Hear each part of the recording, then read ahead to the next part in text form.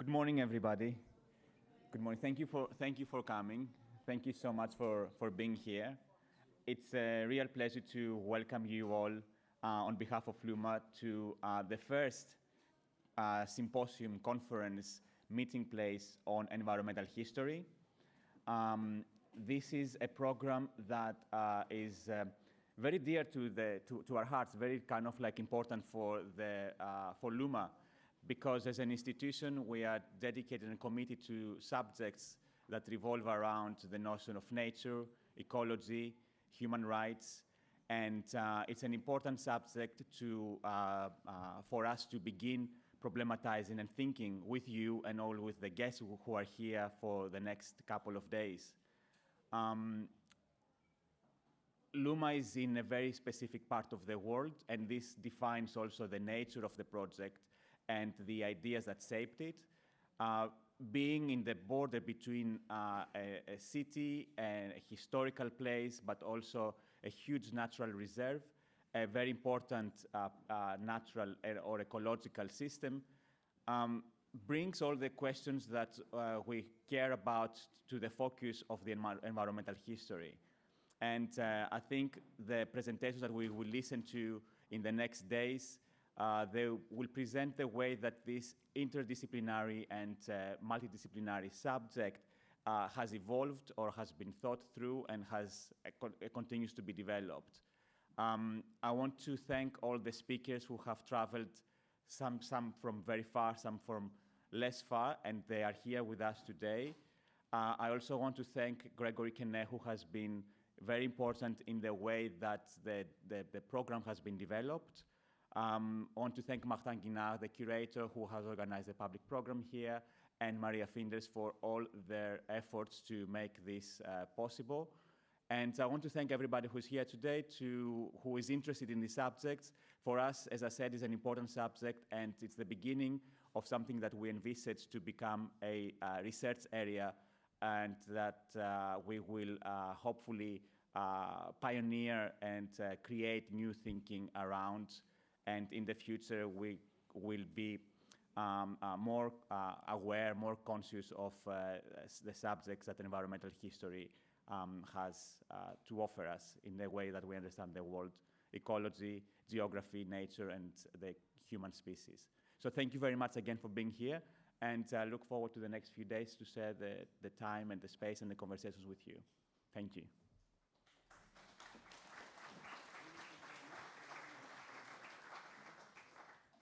Merci beaucoup, Vassilis, pour cette introduction. Merci à tous et à toutes d'être ici. On est vraiment très heureux, comme le disait Vassilis, de pouvoir lancer ce projet qui a vocation à durer sur plusieurs itérations. Et alors, on pourrait bien sûr se demander, quand on voit les défis qu'on a dans le futur, pourquoi se concentrer sur le passé, pourquoi s'intéresser à l'histoire. Et c'est parce que ce qu'on se dit, et ça va être l'objet vraiment le focus aujourd'hui de la table ronde en fin de journée et à travers les présentations. Pourquoi se concentrer sur le passé? Parce que si on veut comprendre pourquoi les choses n'ont pas tellement changé, pourquoi elles ont changé si lentement, il est intéressant de regarder quelles ont été les sources de blocage. Qu'est-ce qui a empêché, qu'est-ce qui a entravé à tout ça, comment ça s'est expliqué de manière historique. Et donc ça, c'était l'un des premiers points qui était important dans les motivations de ces journées. Et puis, il y a un autre point qui est sur un point de vue théorique extrêmement intéressant, qui est la place des non-humains, dans les processus d'écriture de l'histoire. Que devient l'histoire une fois que ce n'est pas l'homme avec un grand H, le moteur de l'histoire, que ce ne sont pas les structures avec un grand S qui font avancer l'histoire, mais qu'on regarde quelle est la relation qui se conclut, qui se noue entre les humains et les non-humains au cours des processus historiques. Donc ça, c'est un deuxième enjeu qui est passionnant et qu'on retrouve dans le travail de beaucoup des artistes avec lesquels on travaille, que ça aille de Pierre Huyghe à Philippe Areno, d'une certaine manière, Scaio Pinca, que vous pouvez voir ici. Et puis, évidemment, avec le travail d'Atelier Luma, dans lequel ces problématiques sont constantes. Évidemment, le fait de le faire ici à Luma a tout son sens, comme le rappelait Vassilis. Le fait que Luma a été installé ici par Maya Hoffman parce qu'elle a grandi dans la région, parce qu'elle elle a vu le projet de la Tour du Valar naître, son père en étant le fondateur. C'est aussi l'un des points vraiment importants de l'ADN de Luma. Et donc, je vais terminer cette très brève introduction avant d'introduire Grégory Quesnay en remerciant une fois de plus tous les speakers, en remerciant toutes nos équipes qui ont travaillé dessus, technique, de la coordination, de la communication. Et je vous souhaite une excellente journée. Grégory, j'invite maintenant Grégory Quesnay, qui est donc professeur d'histoire environnementale à l'université de Versailles, Saint-Quentin en Yvelines, qui est, il faut le dire, le premier professeur d'histoire environnementale en France, puisque c'est un champ qui est vraiment en formation ici, et qui est aussi notre conseiller scientifique et dont l'aide a été absolument essentielle lors de ces conférences. Grégory, the floor is yours. Merci Martin, bonjour tout le monde. Je voudrais remercier sincèrement l'UMA de nous accueillir, Maya Hoffman, Mustapha Bouayati, Vassilis Okonomopoulos, Maria Finders, Martin Guinard qui ont organisé le programme. On a fait ça ensemble et puis toute l'équipe, pardon de ne pas citer tout le monde. L'idée de ce symposium, c'est de présenter tout un champ de recherche qui est énorme, il faut le dire. Ça fait longtemps qu'une personne physique ne peut plus lire tout ce qui se publie dans le monde en histoire environnementale. L'histoire environnementale a 50 ans, un demi-siècle, et pourtant elle est encore peu connue en France, pas presque inconnue, mais elle a été il y a encore peu de temps. C'est pourtant un champ très actif dans le monde académique, mais justement, il est essentiel de sortir de ce qui se fait du monde académique pur pour partager ce bouillonnement intellectuel. Ce retard, en quelque sorte, dit quelque chose de la façon dont transformer nos sociétés, c'est aussi transformer nos institutions de savoir, de culture. Et en ce sens-là, il est très important de passer par des lieux qui sont aussi en dehors de l'université, parce qu'ils ont une autre souplesse, une autre réactivité, et qu'ils sont capables de faire le lien avec des enjeux d'un territoire, du présent. Et d'ailleurs, vous allez voir, le symposium va mettre aujourd'hui ensemble, dans ces 3 jours ensemble, de manière tout à fait originale, des historiens et des architectes, des activistes, des artistes, des praticiens. Et c'est vraiment quelque chose pour lequel il faut des lieux comme l'UMA. Je suis aussi très heureux de ce symposium parce que l'idée, c'était de faire venir, de donner une sorte de panorama de différentes choses qui se font dans le monde et de multiplier les voix. De multiplier les voix parce que la difficulté que nous avons aujourd'hui à habiter notre planète, c'est aussi de savoir qui parle pour la planète. Et une des meilleures manières de le faire, c'est d'écouter les voix multiples qui, dans différentes parties du monde, prennent la parole de manière très forte. Et là aussi, c'est extrêmement original d'avoir des points de vue états-uniens, y compris des points de vue états-uniens sur la France, d'avoir des points de vue indiens, des points de vue européens, des points de vue venus d'Amérique latine. Et ça, c'est tout à fait unique. Et donc, je suis très heureux qu'il y ait ces collègues qui aient accepté de venir, dont pour tous, j'ai lu les travaux, je les admirais. Et parfois, certains, je ne les avais rencontrés que par Zoom. Cette affreuse chose qui nous est arrivée depuis peu de temps. Et il est si important parfois de se rencontrer physiquement. Alors, l'état des lieux où en est l'histoire environnementale aujourd'hui comporte aussi une question qui nous est posée et qui vous est posée, ce qui est de savoir qu'est-ce que l'histoire environnementale pourrait faire de mieux ? Quels sont les nouveaux défis ? Est-ce qu'il y a des éléments, des existants, des entités que l'on ne prend pas assez en compte ? Et c'est tout le sens aussi de la présence parmi nous de Bruno Latour, qui nous fait l'amitié d'être là. Et on attend de lui qu'il nous mette en difficulté, qu'il nous montre ce que l'on pourrait faire de mieux et aller plus loin. C'est tout l'enjeu des zones critiques de Gaïa, on en reparlera. Alors, je suis bien évidemment obligé de dire quelques mots de ce qu'est l'histoire environnementale, même rapidement. Cette histoire environnementale qui a 50 ans, très simplement, je dirais que l'histoire environnementale, c'est 5 choses. D'abord, repeupler le social. C'est très simple. Comment est-il possible de raconter une histoire dont les acteurs ne sont pas simplement des êtres humains ?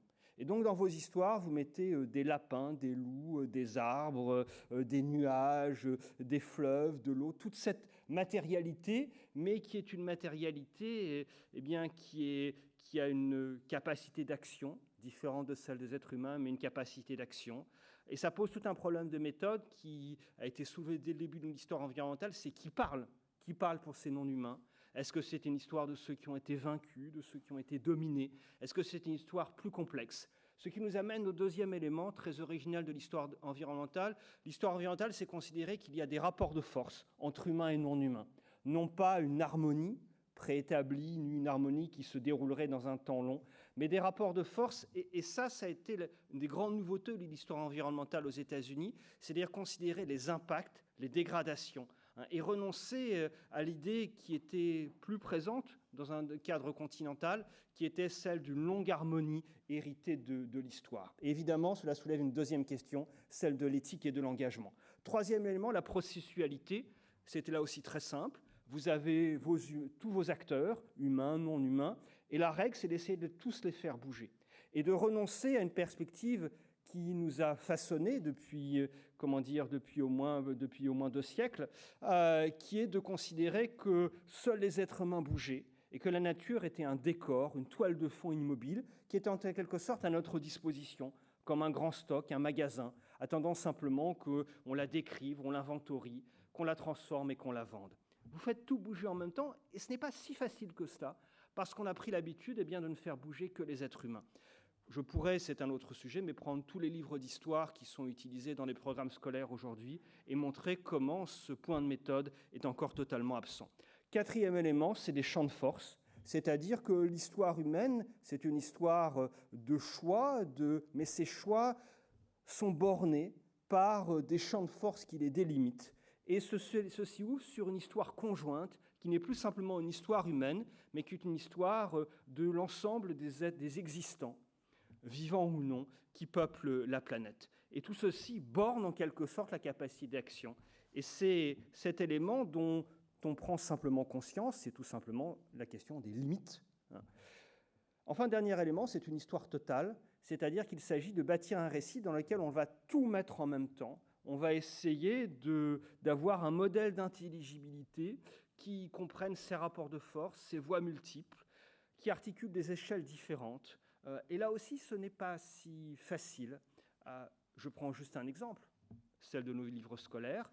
Il faudrait reprendre dans les livres scolaires toutes les dates d'histoire que l'on apprend, et il faudrait en faire tomber une grande partie, en montrant qu'elles n'ont de sens que pour les humains, et qu'il faudrait en proposer d'autres, les multiplier. Si vous voulez approfondir... Dernier élément, toujours pour introduire un petit peu brièvement, expliquer un petit peu ce retard, en quelque sorte, cette anomalie dans le champ français, c'est-à-dire pourquoi l'histoire environnementale arrive si rapidement. Et je voudrais expliquer ça avec une simple comparaison autour d'une date, 1971.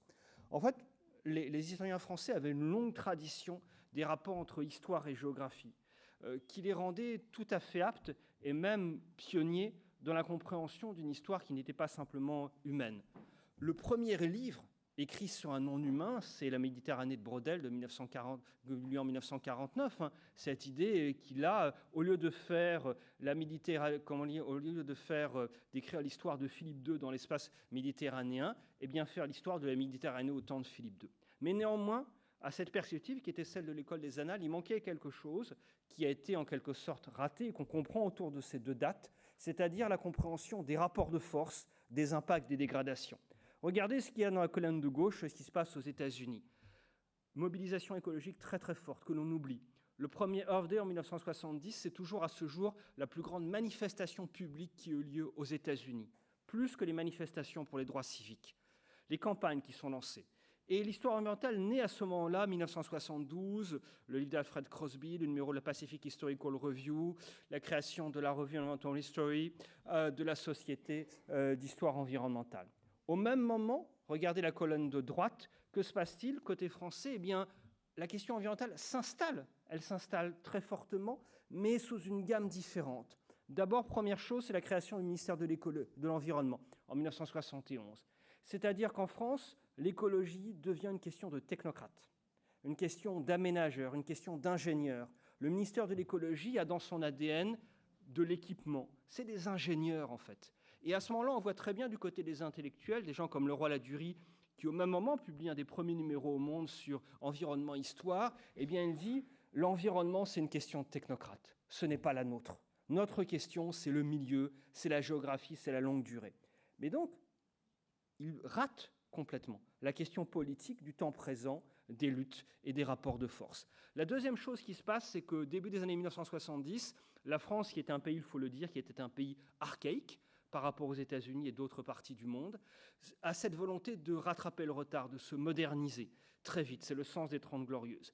Et ce qui se passe, c'est que les gens qui sont chargés de la modernisation de la France, eh bien, conçoivent l'idée qu'il faut moderniser, mais en même temps mettre sous cloche des parties de territoire qui sont, ou des parties de l'histoire française qui sont en train de disparaître. C'est le fameux thème de la fin des paysans, Henri Mandras, 1967. C'est-à-dire l'idée qu'il y a une civilisation millénaire qui est en train de disparaître et dont les dernières traces qui restent sont dans les structures du paysage. Et là aussi, c'est un deuxième élément de dépolitisation. C'est-à-dire l'environnement, après avoir basculé du côté technocratique, bascule du côté de la patrimonialisation. Une sorte de longue durée immobile et harmonieuse, ce qui évidemment n'est pas l'environnement. Et donc, du coup, de fait, quand on regarde ce qui se passe après, les historiens français qui étaient très bien partis vont tout rater. 1974, le livre de Jacques Le Goff et Pierre Nora en 3 volumes, qui fait un état des lieux de toute l'histoire en train de se faire, qui a une influence mondiale, eh bien l'environnement est absent. Il y a juste sur le chapitre sur le climat, mais tout le reste est absent. Et on pourrait continuer cette liste-là. Et c'est tout ceci pour mieux souligner l'importance de ce symposium et de ce que l'on va partager dans les jours qui viennent. Alors, si vous voulez lire sur ça, je me permis de mettre quelques références de choses que j'ai publiées. Alors, ce que je vous propose dans cette intervention ce matin, c'est de faire un exercice d'histoire environnementale, une démonstration. C'est-à-dire, on peut faire de l'histoire environnementale de tout, de n'importe quel lieu, de n'importe quel objet. C'est un point de vue que l'on introduit, on environnementalise, on repeuple, comme je l'ai dit. On peut le faire de tout, et donc je vous propose de faire un exercice. Eh bien, j'ai pris un lieu presque au hasard, un lieu dont je ne suis pas spécialiste, ni géographiquement, ni chronologiquement, vous allez voir, qui est une île paradisiaque. Une île paradisiaque, vous allez découvrir dans la diapositive suivante. Alors, quel est l'intérêt de, juste maintenant, au moment où les vacances se terminent, on va recommencer à travailler, de choisir une île paradisiaque et touristique? Eh bien, ce n'est pas simplement pour la nostalgie de nos vacances, mais c'est parce que ceci nous pose une question que l'on a presque perdue, alors qu'elle était très forte il y a quelques mois, quand il y avait la pandémie, c'est-à-dire qu'avons-nous appris de la pandémie? Qu'avons-nous appris de ce moment où l'économie mondiale s'est ralentie, où nos vies ont changé? Et est-ce que l'on n'est pas en train de refaire la même chose qu'avant, en pire et en plus rapide? Regardez les chiffres de la fréquentation touristique. La Grèce est en train de battre son record son record de visites touristiques. Regardez les chiffres des transports low cost. Ils n'ont jamais été aussi rentables et les avions n'ont jamais été aussi pleins. Et le tourisme, c'est aussi intéressant parce que c'est la tension entre 2 dimensions qui traversent l'histoire environnementale. Une première dimension qui est l'histoire environnementale est-elle une longue histoire du déclin inéluctable de la nature? Si l'on prend juste les chiffres, quantitativement, eh bien, cela paraît indéniable. La photographie est là si on mesure le nombre de voitures, le nombre de pollutions, le nombre de consommations de hamburgers, de plastique, etc. Et d'ailleurs, de fait, l'histoire environnementale, la première génération, on a dit d'après d'elle que c'était une école tragique de l'histoire environnementale parce que c'était une longue histoire de déclin. Mais ce que l'histoire environnementale nous a appris très vite, c'est qu'en réalité, au fur et à mesure où les études se sont multipliées, et surtout au moment où l'histoire environnementale s'est internationalisée, elle s'est développée en Inde, en Europe du Nord, en Amérique latine, etc., c'est qu'elle a fait exploser ce schéma en montrant qu'il y avait une multiplicité de temporalités qui était complexe et que si on faisait varier les échelles, il y avait des cas de résilience très nets dans des espaces. Un espace détruit pouvait récupérer, le fameux cas des bases et des arsenaux militaires ou des zones détruites par les combats. Et donc ceci s'est complexifié, mais on a toujours ça à l'ordre, toujours ça à l'esprit. Or, les chiffres, eh bien, si on regarde le point de départ et le point d'arrivée de la courbe, c'est indéniable, mais ils ne nous disent pas grand-chose, ils ne permettent pas de comprendre ce qui se passe entre les deux. Parce que ce qui se passe entre les deux, c'est une autre question, c'est celle des outils qu'utilisent les êtres humains pour posséder et comprendre le monde, c'est l'histoire du désir. Et les îles, les destinations touristiques, c'est particulièrement intéressant parce que c'est paradoxalement le désir de nature qui détruit la nature. Le désir de profiter d'une nature jugée vierge, remarquable, eh bien, qui finit par la détruire extrêmement rapidement.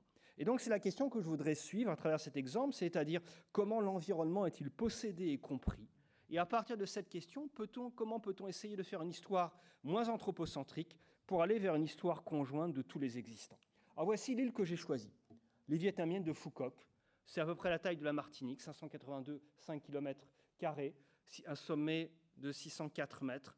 Alors l'île de Phu Quoc, vous ne la connaissez pas, elle est dans le golfe de Thaïlande. Regardez, elle est en face du Cambodge. Si vous la connaissez presque, si vous avez lu Un barrage contre le Pacifique de Marguerite Duras était en face de l'île de Phu Quoc. Et d'ailleurs, les tigres qui nageaient, qui allaient jusqu'à la nage à Phu Quoc, eh bien, venaient à peu près du même endroit où elle déploie son récit.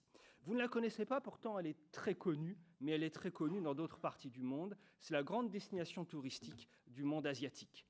Les touristes asiatiques qui ne sont pas revenus en Europe, que vous n'avez pas vus à Arles cet été, eh bien, ils sont là-bas. Ils sont là-bas. L'île de Phu Quoc, c'était avant la pandémie, quasiment 4 millions de visiteurs, classés dans le top 5 des destinations touristiques d'Asie. Et un développement extrêmement rapide du tourisme.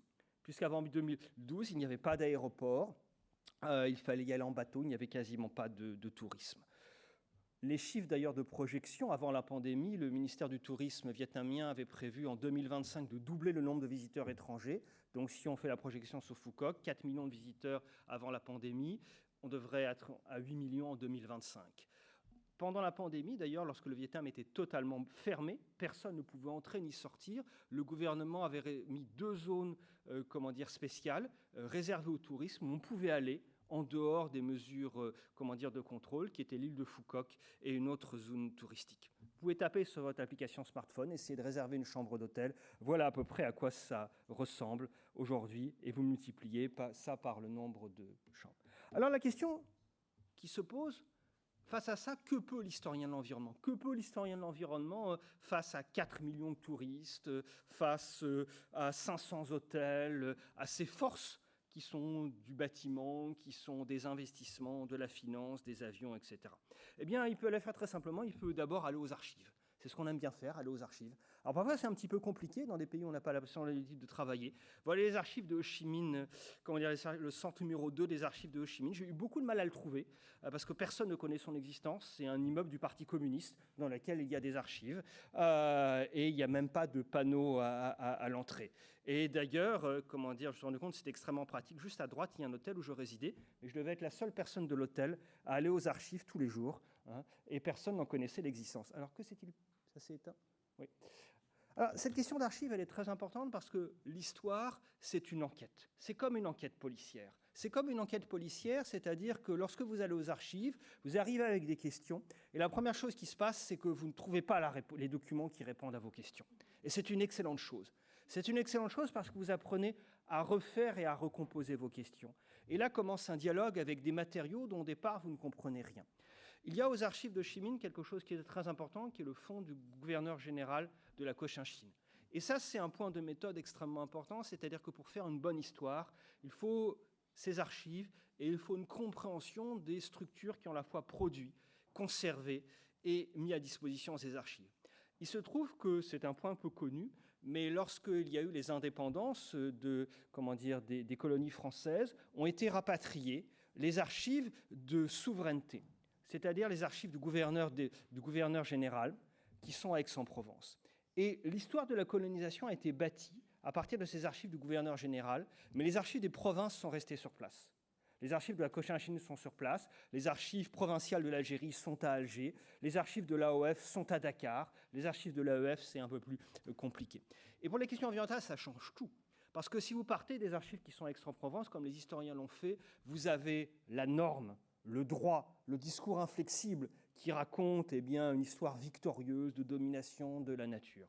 Lorsque vous êtes dans les archives provinciales, c'est autre chose. C'est des histoires d'échecs, de tâtonnements, des escroqueries, beaucoup de choses qui ne marchent pas. Et là, vous rentrez dans un monde où il y a généralement un résident français pour un territoire qui fait la taille d'un département. Et bien évidemment, on peut rendre compte qu'il y a un écart très grand entre le discours et l'action.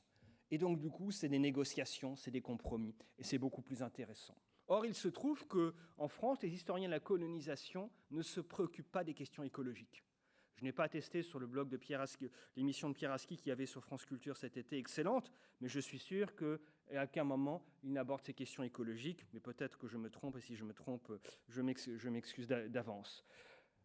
Et de l'autre côté, les historiens de l'environnement de langue anglaise qui ont fait ce travail extraordinaire, souvent ne possédant pas le français, n'ont pas travaillé dessus. Ce qui veut dire que très concrètement, sur la carte du monde, de la compréhension du monde, il manque l'histoire environnementale de l'Empire français, c'est-à-dire du deuxième empire colonial du monde. Et à un moment où il s'agit de comprendre les trajectoires qu'il y a un certain nombre de pays qui sont aujourd'hui les pays où il y a les plus fortes dynamiques historiques, qui sont les modernités les plus actives, eh bien, il est plus que jamais nécessaire de travailler sur ces zones-là, ce que l'on ne fait pas. Alors, comment fait-on à partir de là, lorsqu'on commence à rentrer dans ces archives? Première chose que l'on peut faire, c'est que l'on peut déconstruire la wilderness, déconstruire le sauvage. Alors, le sauvage, lorsqu'on va à Foucault, il est partout, puisque c'est ce qui justifie le tourisme. Regardez le dépliant, des groupes touristiques, l'île Vierge de Foucault, qui est un paradis caché, luxuriant, etc. Il y a d'ailleurs un parc national. La moitié de l'île est un parc national. Il y a une réserve de biosphère de l'UNESCO. Il y a même un guide des sources de Foucault qui est publié en vietnamien et qui sert essentiellement à montrer comment elle a un potentiel économique gigantesque, assis sur le caractère sauvage de cette île et le développement du tourisme. La question de l'historien, elle est tout à fait différente. C'est-à-dire qu'il arrive et il prend cette catégorie de sauvage et il la déconstruit en montrant comment s'est construit historiquement le sauvage. Et c'est une histoire de la production de l'éloignement et de l'isolement. Repensez à la carte que je vous montrais tout à l'heure. Cette île, elle est dans le golfe dans le golfe de Thaïlande. En fait, c'était une île profondément connectée. C'était une île, lorsqu'elle n'appartenait à aucune nation, elle était pleine de pirates, de marchands. Elle était sur des chemins qui allaient de la Chine au royaume de Siam, en passant. L'éloignement s'est construit quand s'est mis en place un ordre politique de contrôle qui s'est passé d'abord sous Jialong dans les années 1780, mais c'était surtout un empire de papier, et beaucoup plus fortement avec la colonisation française, c'est-à-dire qui, instaurant une frontière entre les différentes parties de l'empire, a construit de cette île un cul-de-sac. Un cul-de-sac qui n'était plus relié par des échanges intenses, qui étaient, il est vrai, beaucoup de brigandage, de pirates qui attaquaient des jonques. Et donc, c'est paradoxal, c'est qu'en fait, c'est cet éloignement, ce cul-de-sac qui produit du sauvage, parce que ça affaiblit l'ensemble des relations humaines. Et lorsque l'on prend les rapports de visite qui commencent dès les années 1860, lorsque les Français arrivent, c'est toujours la même litanie, c'est-à-dire que l'on a une île sauvage. On a regardé ce rapport de Hersan, ingénieur des affaires indigènes. Il dit, voilà, c'est une île sauvage. Il y a constamment battu par les vents violents amenés par les différentes moussons. D'ailleurs, c'est un autre sujet, mais je pourrais montrer facilement qu'un certain nombre de grands hôtels qui sont construits aussi sont en plein dans des zones de moussons et seront un jour détruits, abîmés par des catastrophes naturelles, mais c'est un autre sujet. Il suffirait de reprendre ces cartes. Et cette idée qui va avec d'une population indolente, paresseuse, des sortes de bons sauvages, et un mélange de bons sauvages, doux et indolents, et de buffles sauvages qui peuplent l'île. Tout ceci, en fait, et en réalité n'a rien de sauvage. Ces buffles, on peut en faire l'histoire avec des plantations khmer au XVIIe siècle qui sont à peu près abandonnées. Les buffles sont relâchés et deviennent sauvages, deviennent des animaux féroces qui n'étaient pas du tout au départ. La deuxième chose, ce que l'on peut faire, c'est, on commence à tirer des fils comme ceci. On commence à tirer des fils comme ceci, vous avez vos cartons, vous les sortez, vous avez les inventaires, et vous tracez toutes des entités non humaines, et vous partez de là. Et dans les archives, j'ai regardé, est-ce qu'il y a du café, est-ce qu'il y a du caoutchouc, est-ce qu'il y a des cocoteraies, est-ce qu'il y a du cacao, et vous prenez, et la règle méthode, c'est que vous partez de ces entités non humaines et vous montrez comment elles sont pleines d'histoire humaine et comment, en retour, l'histoire humaine est pleine de nature. Il faut bien dire qu'au départ, quand vous commencez, rien de tout ceci n'apparaît. Vous avez des documents qui arrivent, des comptabilités, des listes d'exploitation. Vous ne comprenez rien, il n'y a rien d'intéressant.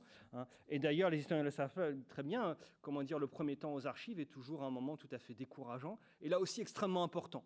C'est quelque chose que je dis toujours à mes étudiants à la première thèse quand ils viennent me voir en disant « je suis totalement découragé, je ne comprends plus rien à mon sujet, j'avais des questions très claires, je déprime », et je leur dis toujours « c'est très très bien, formidable, parce que c'est le moment où vous allez devoir inventer des questions que vous n'aviez pas au départ, donc continuez comme ça ». Pas que ça dure trop longtemps, mais c'est seulement. Eh bien, pour l'historien, c'est la même chose. Et donc, vous tirez les fils et vous avez des choses qui sortent. Et dans mes plantations, à un moment, je découvre dans un dossier ces 3 photos que vous avez. C'est rare d'avoir des photos, ce sont ces 3 personnes, 3 vies minuscules, 3 anonymes de l'histoire que l'on ne connaît pas, qui sont ces 3 personnes qui ont été condamnées qui étaient condamnés, qui ont été envoyés pour faire du travail forcé sur l'île de Foucault en 1882 et qui sont là parce qu'ils se sont évadés de l'île. Ils se sont évadés de l'île d'une plantation qui est la plantation Girard, qui a existé pendant 7 ans et qui était une plantation de 3000 hectares sur l'île. Une concession donnée gratuitement, 3000 hectares donnés comme ceci. Et là, regardez, vous essayez de sortir, vous avez cette histoire humaine qui est profondément liée à l'histoire, cette histoire non humaine. Regardez ces détails, 18 mois de prison pour vol, 22 ans, 1,62 m, et regardez les signes distinctifs. Cicatrice à la joue droite, cicatrice au coude droit, aux 2 jambes, et une forte au genou gauche. Regardez la taille de celui de Nguyen Van Thai, 1,52 m, 1,38 m pour celui du milieu. Et là surgit des archives des vies minuscules, ignorées, indignes. Là, simplement dans les archives, on ne comprend rien. Que s'est-il passé dans cette plantation pour qu'en quelques années, il y ait une 50aine de personnes qui s'enfuient, ils franchissent, ils volent des bateaux, ils rejoignent l'actuel code du Cambodge, et là se suivent des sortes de chasse à l'homme. Ce que vous avez, ces 3 photos, en fait, c'est des photos qui ont été, c'est dans le dossier parce qu'ils ont été pourchassés, et donc ce sont des photos de chasse à l'homme. Et d'ailleurs, on a un interrogatoire, pas eux, mais de d'autres personnes, où on leur demande pourquoi ils ont fui. Et les 3 personnes qui sont interrogées disent qu'ils ont fui parce qu'ils étaient maltraités et qu'ils n'étaient pas nourris. Et là, vous revenez à vos documents de départ, vos comptabilités, vous essayez de comprendre l'histoire de cette plantation. Vous reprenez les comptes qui sont demandés, les demandes de subventions. Et vous vous rendez compte qu'il y a quelque chose de bizarre. Ça commence comme l'idée de faire une ferme européenne avec des vaches. À Foucault, c'est quand même assez étrange. Puis après, l'année d'après, ils disent on va faire du café. On va avoir des résultats extraordinaires. Il faut qu'on ait des subventions supplémentaires. Après, c'est les noix de coco, etc. Ça ne marche pas très très bien. Et là, le propriétaire de la plantation, Girard, dont on ne connaît toujours rien, il y a cette lettre qu'il envoie au gouverneur de la Cochinchine. Et il dit, voilà, le problème que l'on a, c'est parce qu'on n'a pas de travailleurs, personne ne veut venir à Foucault. Et je vous propose la chose suivante, c'est qu'il y a la prison centrale de Saïgon, eh bien, des gens qui ont été condamnés à des peines légères. Ça vous coûte cher de les nourrir. Emmenez-les, envoyez-les dans l'île, je vais les nourrir, et puis en même temps, ça va un peu les rééduquer, parce que sinon, dès qu'ils vont sortir de prison, ils vont recommencer à voler et mener à nouveau leur vie paresseuse. Et là, Girard obtient au total, c'est 500 personnes. 500 personnes qui sont envoyées par différentes étapes dans cette plantation-là. Il y a Les choses s'arrêtent brutalement. Les choses s'arrêtent brutalement. En 1889, la plantation est fermée. Du jour au lendemain, les prisonniers sont rapatriés. Il y a la décision du gouverneur général et on ne sait pas ce qui se passe d'après les documents. La clé, on l'a par une lettre, un dossier qui aurait dû être un des grands scandales de la Troisième République, qui aurait pu l'être. Cette lettre que vous avez sous les yeux, elle est un petit peu longue, mais je l'ai mise en entier, même si je ne la lirai pas. C'est une lettre de quelqu'un que vous connaissez bien, en fait, qui est le grand cousin, l'oncle de Jean Jaurès, celui qui l'a formé en politique, qui est l'amiral Benjamin Jaurès. L'amiral Benjamin Jaurès, qui a été nommé ministre des colonies, ça fait 13 jours qu'il a pris ses fonctions, et c'est une des lettres, longue lettre, qu'il écrit au bout de ce 13e jour, et qui porte sur la chose suivante, c'est qu'on apprend dans cette lettre qui est le propriétaire de la plantation.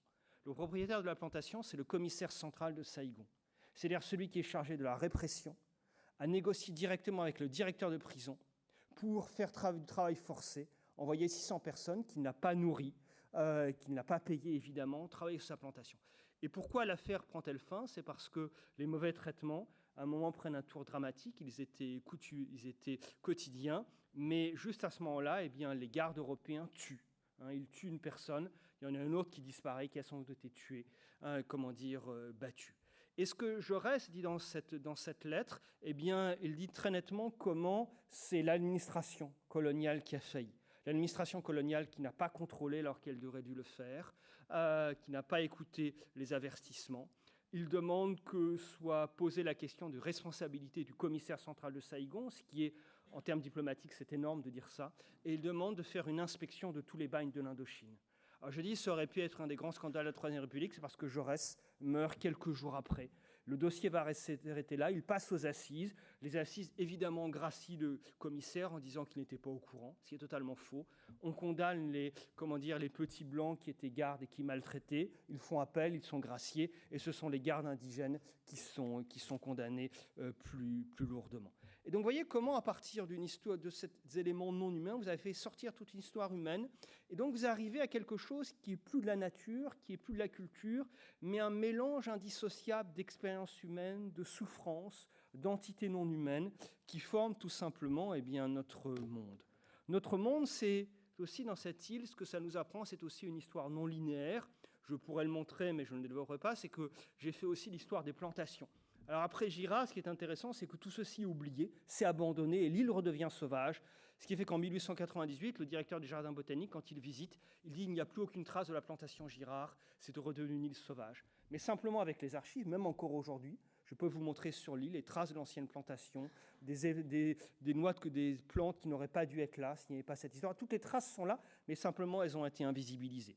Alors on pourrait faire l'histoire des plantations. Le chapitre de ce livre que je suis en train de terminer, il y a ces deux exploitations dont j'ai fait l'histoire, qui m'ont beaucoup amusé. La première est une sorte de société de papier. C'est un notaire, de l'Eure-et-Loire, qui n'est jamais venu au Vietnam, qui n'y viendra jamais, et qui réussit à avoir une concession de 4000 hectares sur l'île. Le conseil dit on ne le connaît pas, on ne l'a jamais vu, mais il faut quand même développer la colonie, donc on lui donne la concession, on subventionne, et il ne va rien faire, même pas cultiver, même envoyer personne, et il crée une société par action. Une société par action, il vend des parts. Et c'est la façon aussi dont cette histoire, territoire, c'est une histoire de rêve, de désir, de projection dans le futur, d'espoir d'enrichissement, de vie que l'on refait. C'est tout ça aussi, ces vies humaines et non humaines qui sont entremêlées. Et d'ailleurs, c'est lié à la Banque centrale de Paris qui est connue pour, dans ces années-là, avoir spéculé, fait d'autres fausses choses. L'affaire du canal, il y a des affaires de canaux, des affaires de sucreries, elle fait faillite, il réussit. La deuxième, en bas, elle a vraiment existé. D'ailleurs, vous pouvez très facilement l'acheter si vous voulez décorer chez vous. Vous trouvez sur les sites de vente de cartes postales et papiers anciens, je l'ai acheté, ce coupon, parce qu'il y a beaucoup de gens qui l'ont acheté en France, cette société de Foucault qui existait entre 1930 et 1933. Et j'ai montré en faisant cette histoire, toujours cette enquête policière, que c'est une société qui avait 3000 hectares, qui n'en a jamais cultivé que 200, et dont les comptes étaient totalement truqués. Alors cette fois-ci, c'est l'histoire du caoutchouc. C'est pas le café, c'est pas le cacao. Et là, c'est une histoire compliquée aussi parce que dans la colonisation, les Français n'ont pas réussi à développer ni le cacao ni le café, parce qu'ils ont choisi l'arabica à tort, alors que le robusta est adapté à ce climat. Et le cacao, aujourd'hui, le Vietnam est le 3e producteur mondial de café. C'est un producteur de chocolat qui est important dans des chocolats de luxe, mais c'est tout récent. Et c'est lié en fait à l'effondrement du bloc de l'Est, c'est-à-dire la façon dont au temps de l'Empire soviétique, il fallait développer dans les pays socialistes des productions qu'il ne fallait pas importer. Et à ce moment-là que commence l'histoire du café et du chocolat, mais c'est une autre chose, l'histoire de plantations abandonnées, etc. Alors la raison pour laquelle ça ne marche pas, c'est la carte géologique que vous avez dessous, c'est que en fait, c'est la prolongation du massif de l'éléphant qui est au Cambodge, sur le terrain gréseux, il n'y a pas d'humus, vous ne pouvez pas faire de plantation à Phu Quoc. C'est cette question géologique. Alors, je passerai un tout petit peu plus de temps sur un autre moment auquel je suis intéressé, qui est une autre question d'histoire environnementale, c'est-à-dire de faire l'histoire de la configuration matérielle du territoire. L'approche de l'histoire environnementale, ça consiste à ne pas prendre un objet pour l'isoler. Par exemple, si vous voulez faire, il y a un très très beau livre d'un collègue américain, Christopher Wells, sur la voiture, qui est un des plus beaux livres que je connaisse sur la voiture, Car Machine, qui explique que si vous voulez faire l'histoire de la voiture, il ne faut pas faire l'histoire de la voiture comme objet, parce que sinon vous tombez dans une impasse qui est savoir est-ce qu'on aime la voiture parce que c'est synonyme de liberté, ou est-ce qu'on déteste la voiture parce qu'elle détruit la nature. Et il dit la clé, c'est la configuration matérielle du territoire. C'est-à-dire comment, lorsqu'il y a un objet qui arrive, on façonne un territoire qui fait qu'à un moment, on ne peut plus choisir, on ne peut plus faire autrement. La configuration matérielle du territoire, c'est très simple. Vous prenez cette île et vous regardez les routes. Vous regardez comment c'est modelé, comment c'est aménagé. Et là aussi, comment ça s'est mis en place. Alors c'est une histoire très récente, regardez la mission Hafner en 1898, vous avez, ça ressemble, en apparence ça n'a pas bougé, mais en fait ça a bougé. Et vous allez le voir. Toujours dans les archives, je suis tombé dans cette sorte d'enquête policière où à chaque fois on prend les archives de la nature et on les suit. Eh bien, je suis tombé sur un dossier 1942 marqué confidentiel, 1942, projet de l'aménagement de l'île de Phu Quoc, et qui introduit une part tout à fait différente. Alors, ça m'amuse, mais regardez dans la carte de droite, la mission Hafner de 1898, vous avez là aussi, c'est toujours une île considérée comme sauvage, même si elle est pleine d'histoire humaine, mais qui a été oubliée. Et Hafner, le directeur du jardin botanique, propose la chose suivante. Il dit, en fait, il n'y a pas de ressources à Foucault, il n'y a rien. On ne peut rien en faire. Et si on introduisait à Foucault des chevaux sauvages pour en faire développer des chevaux comme aux États-Unis, en Australie, faire un Far West indo-chinois. Et c'est une question très, très sérieuse que l'on pourrait étudier. C'est aussi des dossiers que j'ai trouvés dans les archives, mais je n'ai pas eu le temps d'étudier. C'est que les petits blancs qui peuplent l'Indochine ont introduit non seulement l'anisette, mais en même temps, ils ont introduit les champs de course. Il y a toute une histoire des champs de course au Vietnam à la fin du 19e siècle, où il s'agit de parier. Et donc, l'idée, voilà, il y a toute cette histoire hippique qui serait à faire, mais c'est autre chose. Alors, de ce dossier de 1942, confidentiel, vous avez la clé de la configuration matérielle du territoire telle qu'elle existe aujourd'hui, toujours. Regardez la carte de droite, c'est la carte des routes principales de l'île.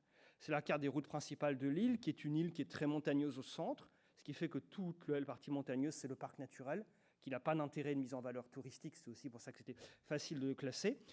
Et vous avez, la forme de ces routes. Et la forme de ces routes, ce qui se trouve, c'est qu'elle est totalement liée à un autre moment de l'histoire, qui est une histoire d'écologie et de guerre, qui est le moment 1942. L'Indochine est la colonie qui est restée le plus longtemps fidèle à la France de Vichy.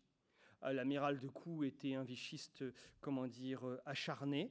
Et il se trouve que les Japonais ont envahi l'Indochine à la fin de l'année 1941 et ils prennent possession de l'île de Foucault.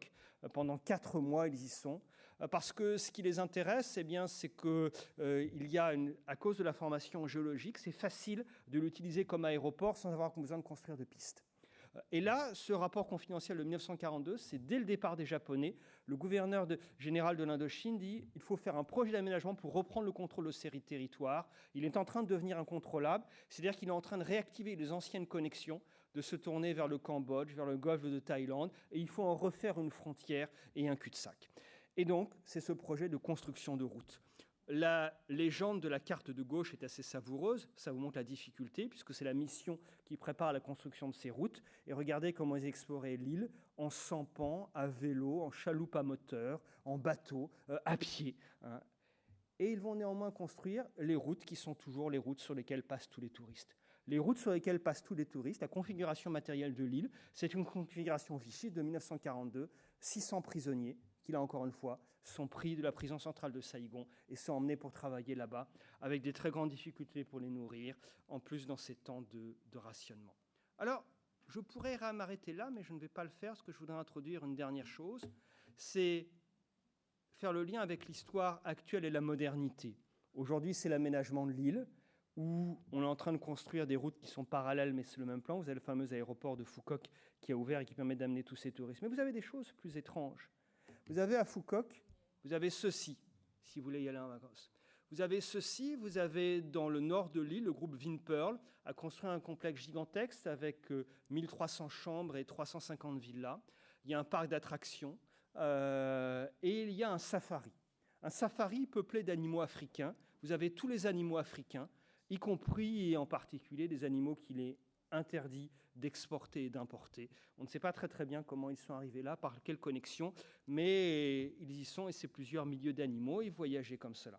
Il y a des choses un petit peu plus, étonnantes. Vous êtes accueillis par cette sorte de safari postcolonial, c'est-à-dire que vous avez une tribu zoulou qui danse, qui est venue d'Afrique du Sud, qui vous reconnaissez les attributs zoulous, vous avez tous les codes du safari colonial, et allez regarder ce TripAdvisor, vous verrez les commentaires des touristes chinois, russes, etc. Et le site officiel dit vous serez accueillis par une tribu de sauvages qui hurlent et qui vous effraiera. Il y a quelque chose, on n'est pas très loin, une sorte de zoo humain, sauf que ce sont des travailleurs volontaires qui sont salariés. Et donc, c'est une histoire. Et ce qui m'intéresse, c'est qu'en fait, on est entré dans un autre basculement de l'histoire, c'est-à-dire que la façon dont la production de l'exotisme, ça fait longtemps que ce n'est plus le monopole de l'Occident. C'est d'ailleurs une excellente chose. Et il se trouve que les pays émergents, le Vietnam et d'autres, produisent massivement de l'exotisme de l'exotisme sur l'Afrique ici, mais aussi d'autres formes d'exotisme, c'est-à-dire que nous sommes nous-mêmes Européens les sauvages ou les bons sauvages de ces pays émergents. L'île de Phu Quoc a une autre singularité. Si vous regardez le livre Guinness des records, eh bien le Vietnam, un tiers des records du Vietnam sont des records mondiaux, sont des records de téléphérique. Technologie suisse importée. Téléphérique et notamment l'île de Phu Quoc. C'est vous avez cette technologie qui concerne les stations de ski qui a été mise pour relier les îles entre elles et qui a ces records que vous avez. Qu'on trouve dans d'autres sites touristiques, c'est le mont Fansipan. Il y a une erreur, il ne fait pas 3143 mètres, c'est 1500 mètres quelque chose, c'est une coquille, excusez-moi. Qui était un site en 2015, il fallait encore 2 jours de marche assez difficile pour atteindre ce mont. Aujourd'hui, il faut quelques minutes. C'était un site de villégiature connu des colons pour son climat sain. Et vous avez le groupe Sun a construit là-bas un téléphérique géant. Et ce centre d'attraction, vous avez une cité médiévale, la cité médiévale de Carcassonne. Vous pouvez vous baigner dans une piscine gothique. Vous pouvez aller dans une cathédrale et boire du vin dans des chais français. Tout ceci étant une invention. Et vous avez cette fameuse attraction avec la main qui tient un pont d'or. Les 2 groupes qui ont construit ça, c'est 2 groupes, c'est Vin Pearl et Sun. Le patron de Vin, c'est devenu le premier milliardaire vietnamien, c'est toujours la première fortune du Vietnam. Et l'autre, c'était son camarade, ils étaient ensemble étudiants dans le bloc de l'Est. Quand le bloc de l'Est s'est effondré, ils étaient étudiants tous les 2 en Ukraine.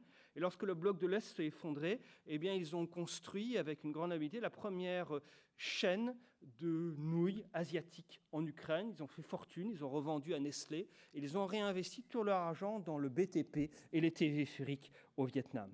Alors, ce qui m'intéresse, et je conclurai sur ça, c'est que nous dit cette histoire? Elle nous dit d'abord que notre planète est faite de modernités multiples. Elle est faite de modernités multiples et c'est un des grands apports de l'anthropologie des sciences sociales de ces 20 dernières années, c'est de considérer comment la modernité n'était pas l'apanage de l'Occident, mais il y a des modernités multiples en différents endroits du monde. Or, il y a un risque aujourd'hui avec les questions écologiques, en particulier, je trouve, dans le débat français, c'est une sorte de repli sur soi en faisant comme si l'Occident, à cause de sa responsabilité historique climatique qui est réelle, était redevenu le centre du monde, le moteur de l'histoire, et que les autres parties du monde étaient cette sorte de bons sauvages organiques, plus ou moins en harmonie avec la nature. Au contraire, plus que jamais, il est essentiel d'aller faire des enquêtes ailleurs. Il est essentiel de s'interroger sur la façon dont notre écologie construit un autrui, qui est à nouveau un fantasme, et qu'il faut faire dialoguer avec d'autres autrui. La deuxième question, c'est que ça nous place face à une question qui n'a pas été résolue dans les années 1970, et qui est la grande contradiction que l'on a, qui est la contradiction entre l'écologie et le développement. Certes, il faut atterrir, mais qui doit atterrir? Que faire quand une partie du monde ne souhaite pas atterrir? Et c'est tout à fait légitime de ne pas le souhaiter, parce que la question du développement, on n'y a pas répondu. Regardez les chiffres de l'essor de la classe moyenne à l'échelle, du monde et ce que ça signifie. Ce que la profondeur historique nous apporte, eh bien, c'est que justement, ça nous apporte ce décentrement. Cela montre comment les questions du présent, si on décentre avec la profondeur historique, eh bien, on montre comment elles ont été nouées tout à fait autrement, ce qui nous permet de les dénouer et de les refonder. Et en ce sens-là, par rapport à la question que soulevait Martin, qui est de comprendre comment on en est arrivé là, on en est arrivé là par une série d'échecs, de bifurcations, de tensions, de contradictions, et non pas un long chemin linéaire qui, lui, ne nous permet rien de comprendre. Et c'est toujours la réticence que j'ai par rapport, aux simples courbes, qui sont juste le point de départ et le point d'arrivée des courbes de matière, mais ça ne permet pas de comprendre ceci. Et je finirai sur ça, c'est que c'est une question ouverte aussi pour la discussion finale. Comment est-ce qu'on pourrait, à partir de là, de ces modernités multiples, aller encore plus loin, faire une histoire qui soit peut-être moins anthropocentrique? Dans l'histoire que je vais raconter, je n'ai pas d'insectes, j'ai un peu de géologie, je n'ai pas de bactéries, il manque beaucoup de choses, je n'ai pas tout à fait Gaïa. Et c'est tout l'enjeu que l'on va discuter pendant ces 2 jours ensemble, pour essayer de conserver ces 2 registres, les faire tenir ensemble, 2 registres du rapport à la nature, celui de la possessivité et celui des correspondances. Je vous remercie.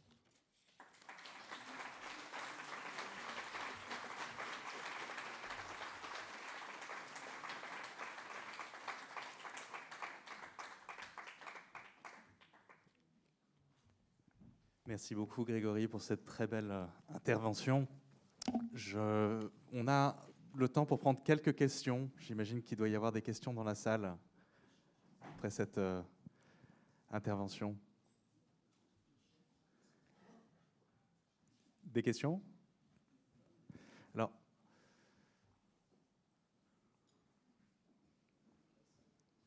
je ne crois pas, mais... Alors, moi, je te poserai une question rapide, Grégory. Est-ce que, quand tu parles de cette nécessité, justement, d'aller faire des terrains ailleurs, comment est-ce qu'on fait pour s'équiper, justement, à partir du moment où on a quand même un abysse de choses qui ne nous sont pas accessibles, d'abord à cause de cette barrière temporelle, mais aussi linguistique, aussi le fait que ce à quoi tu as accès, c'est justement des artefacts d'une production coloniale, et donc tu as accès finalement à assez peu, en tant que chercheur français, assez peu d'éléments de cette complexité du terrain auquel tu te frottes lorsque tu vas sur cette île de Foucault. Alors, je pense que le contexte a changé, c'est-à-dire qu'il y a eu un moment qui a été très important ces 20 dernières années, qui a consisté à dire il faut faire le plus possible une histoire d'un point de vue local, avec des sources locales qui sont dans la langue. On va entendre tout à l'heure Mahesh Rangaranjan, mais toute l'histoire environnementale qu'il a contribué à construire, ça a été à considérer qu'il fallait écrire l'histoire environnementale de l'Inde sans s'enfermer dans l'histoire de la colonisation. Ce qui veut dire d'ailleurs déborder sur avant et après la colonisation. Et ça a été un moment extrêmement important justement pour sortir de ce point de vue. Mais je pense qu'aujourd'hui on rentre dans un nouveau moment. On rentre dans un moment, c'est-à-dire que face à cette difficulté qui est le fait d'habiter la même planète, mais d'avoir du mal à construire le commun entre tous les peuples qui habitent cette planète, eh bien le moment est venu, je pense, d'un nouveau dialogue. Parce que dans cette histoire, et pourquoi je suis passé par Foucault en mettant à la fois des sources coloniales, une histoire de la modernité vietnamienne aujourd'hui, c'est pour dire en fait, regardez, il y a des voix qui ne dialoguent pas entre elles. Il y a des voix qui ne dialoguent pas entre elles et qu'il faut faire à nouveau dialoguer autour de cette question, comment dire, de la modernité, et qui à d'autres moments ont plus dialogué. Si l'on regarde les expositions qui ont lieu en ce moment à Luma, ce photographe ghanéen par exemple, eh bien on s'aperçoit que le moment des indépendances, eh bien ou avant, ça ont été des moments de dialogue intense, d'expérimentation. Et aujourd'hui, on est face à un retour où chacun est dans son précaré, le monde se fracture avec des empires qui se réterritorialisent à nouveau, qui durcissent leur rapport aux ressources et à l'écologie de guerre. Et plus que jamais, pour des questions politiques et intellectuelles, je pense qu'il est nécessaire de le faire. Et en ce sens-là, eh bien, il faut retourner aux sources coloniales qui contiennent une multiplicité de voix. Et je pense que ce qui s'est passé, c'est que finalement, on a arrêté de le faire en disant c'est que des sources coloniales, ça ne nous apprend rien. Mais si, en fait, ça apprend des choses sur des histoires conjointes, sur des modernités multiples, sur des bifurcations, sur des échecs, qui aujourd'hui se réactivent sous une autre forme. Et ces sources, très simplement, beaucoup attendent. Dans ce livre que je suis en train de terminer sur les îles, je suis allé travailler aux archives, ce que personne ne fait, mais je suis allé travailler aux archives aux Seychelles, à Zanzibar, aux Palaos, aux Maldives. En fait, il y a plein de sources que personne ne va regarder. Personne. Et vous ouvrez des cartons et vous découvrez des choses étonnantes. Vous pouvez trouver un carton sur la Société zanzibarienne de lutte contre le mauvais traitement aux animaux, qui existait entre 1933 et 1945, sur laquelle personne n'a jamais travaillé. Et voilà, donc le moment est venu pour de nouvelles enquêtes, et en ce sens-là, il faut des lieux de dialogue, tels qu'ici. Parce que le monde académique, en tout cas dans son sens français, avance trop lentement sur ces questions-là, pour des questions de pesanteur, d'inertie, de programme de recherche. Je le disais tout à l'heure, l'histoire environnementale des colonies françaises est inexistante. Les premiers à l'avoir fait sont des historiens états-uniens.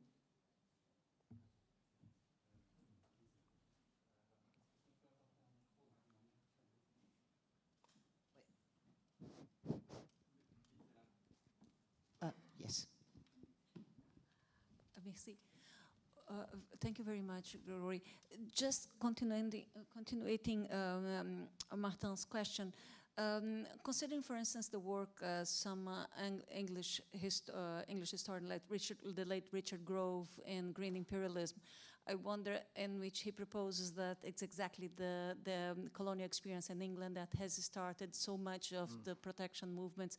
I wonder if, this is really interesting because it makes you see the empire from the colonial viewpoint and the conflict in terms of that.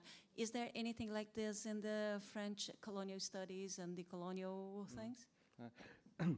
Lise Cédrès nous parle du livre de Richard Grove, Green Imperialism, 1995, un des best-sellers de l'histoire environnementale, toujours pas traduit. Personne ne le connaît en France, enfin, sauf les historiens de l'environnement. Personne ne le connaît en France.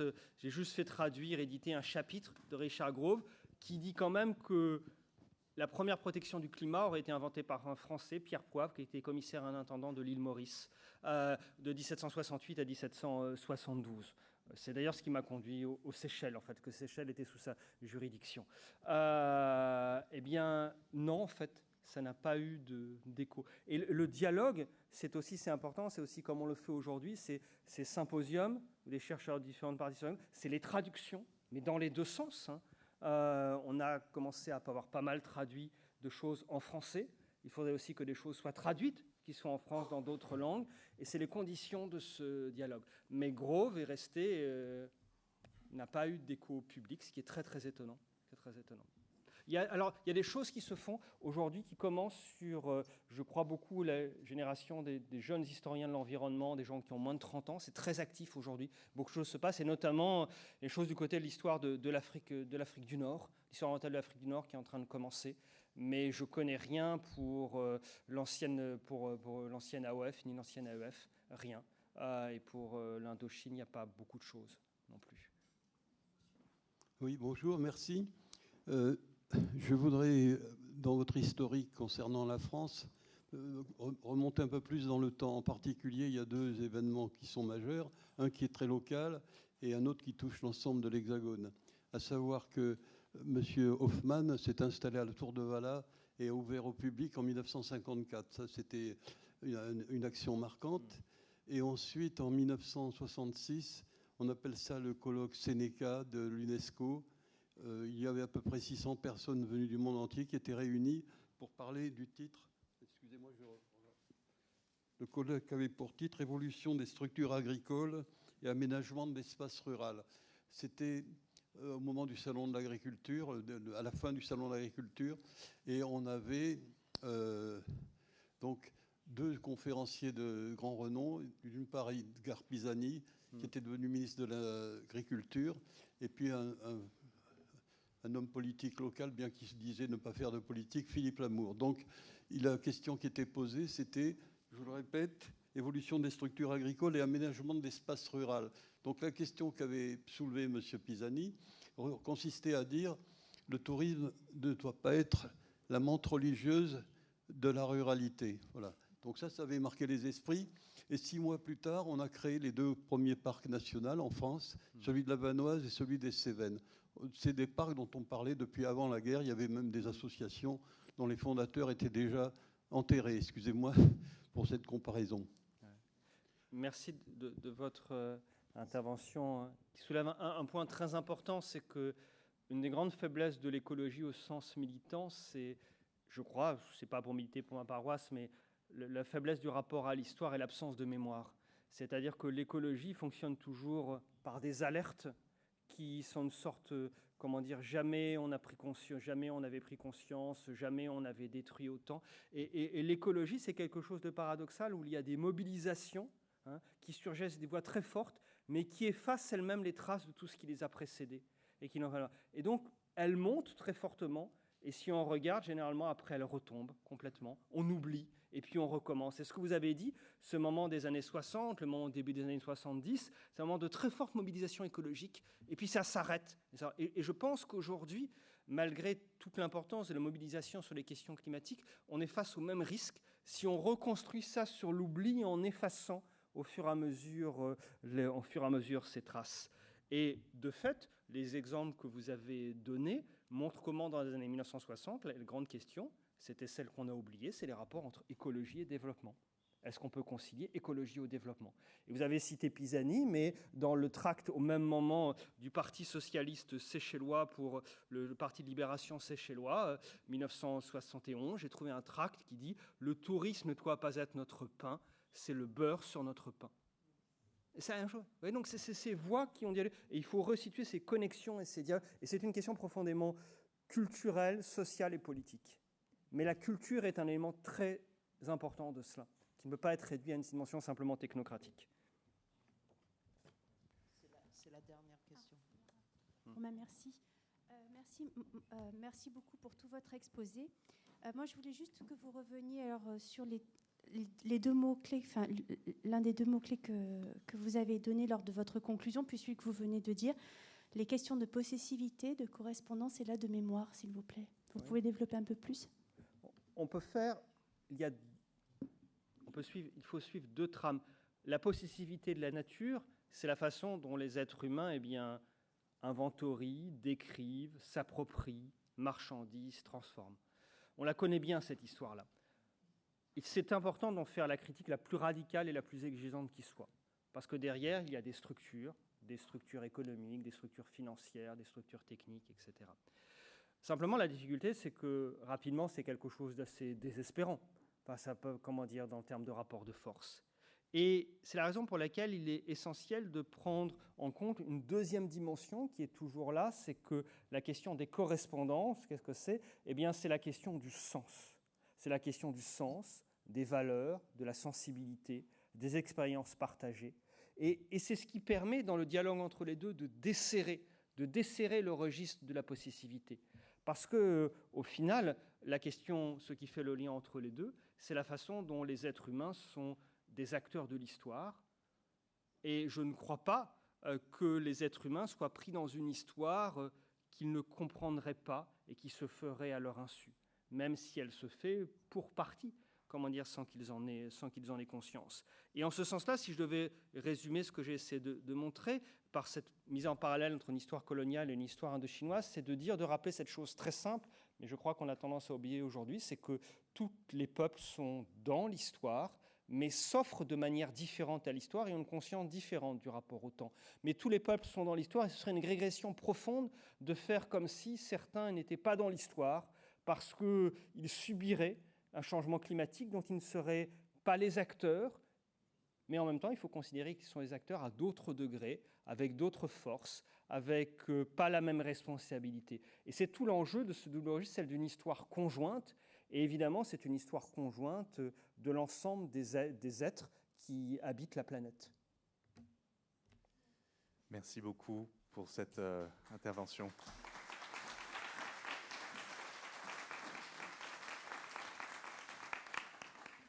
So I'll introduce the next speaker in English. We have the great chance of having Mahesh Rangarajan with us now, who will be with us on Zoom.